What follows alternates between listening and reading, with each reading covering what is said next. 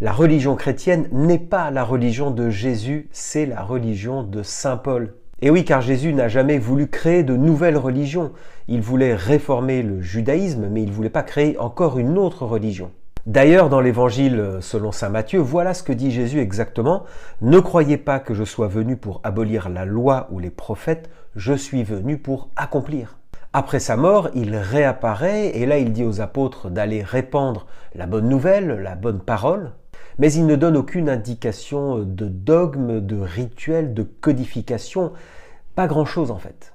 Ainsi, tous les premiers suiveurs de Jésus sont des Juifs pour qui le Messie est arrivé, et ce Messie s'appelle Jésus. Et puis, quelques années après la crucifixion, c'est l'apôtre Paul qui va transformer cette nouvelle foi en une religion universelle. Il va l'ouvrir aux non-juifs, qu'on appelait les païens, et il va mettre l'accent sur la foi en Christ et non plus sur l'observance de la loi juive. Saint Paul n'a jamais connu Jésus, mais c'est lui qui va fédérer les premières communautés chrétiennes. Les écrits de Saint Paul ont formulé la première théologie chrétienne et ils vont servir de base au dogme catholique. D'ailleurs, les lettres de Saint Paul sont lues à la messe très régulièrement, partout aujourd'hui, partout dans le monde.